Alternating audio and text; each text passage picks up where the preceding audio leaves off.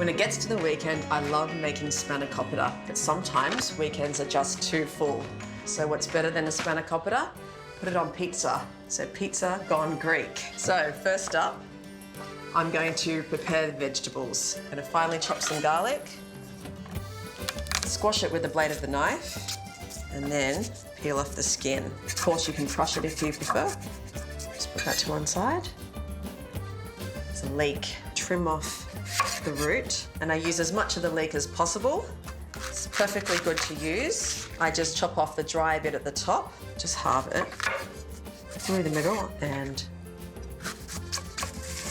just give it a really good wash in between the layers.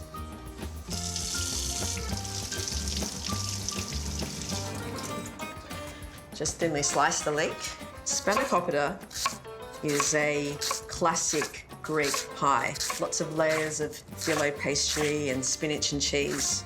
Making a pizza on the weekend is a great way to enjoy the flavours, but just get it on the table in little time. We have our Marley Spoon delivery on a Friday, so it really sets us up for a busy weekend. So the next up is silver beet, and I like to use all of the silver beet. I find that the stem is the best part. It's really nice and crunchy. Silver beet is also known as Swiss chard, and it's suggested that it can help to lower blood pressure and cholesterol, among many other benefits. Okay, next step is to wilt the greens. Just a touch of oil.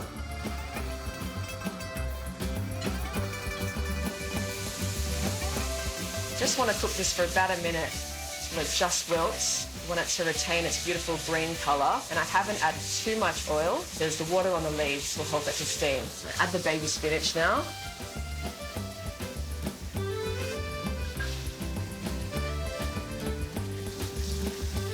Just going to add some white wine vinegar, a bit of acidity, pepper,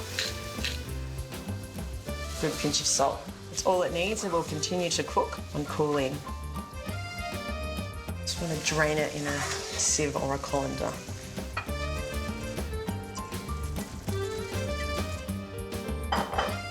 Next step, toast the pizza bases, which I'm making out of Greek pita bread.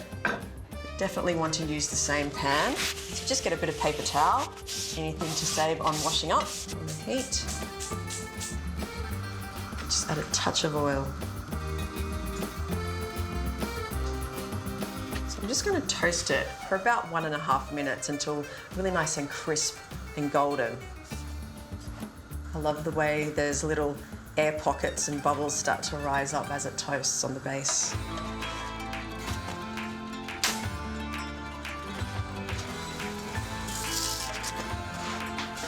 So I've only toasted the top for 30 seconds because the edges will brown further when we put it in the oven. Now I'm going to make a white base, also known as pizza bianco in Italian, even though it's a Greek-style pizza. I have some ricotta here, and it's quite firm because we don't want the base to become soggy. A little bit of oil, 1 egg, just lightly beat, and a good teaspoon of dried oregano. You could also use fresh oregano or dill. Salt, and pepper. Give it a good mix. And now it's time to assemble. Get half of the mixture on to each of the pizza bases. Just spread it to the edges, just leaving a little bit of a crust. Now for the spinach mixture. These are looking good. Love a weekend pizza. Cheese on top, some feta of course. What would a spanakopita be without feta? Just crumble it over the top. A little bit more oil, just a drizzle. And some freshly ground pepper. Won't worry about the salt because the feta is nice and salty. And a bit more dried oregano. Just a sprinkle. And that's it. 200 degrees for 6 minutes. While that's cooking, I'm going to prepare a simple tomato and walnut salad, starting with the walnuts. Just coarsely chopped. Adds a really nice texture. Some fine ripened tomatoes. Just cut them into smallish chunks because I like to put a spoonful onto a slice of pizza. Just mix them together. Get to know each other. It's the weekend, after all. Pepper, salt, some of the oregano, and a drizzle of oil. It's nice to have a fresh component with your pizza. That looks delicious. How good does that look? I have to try some.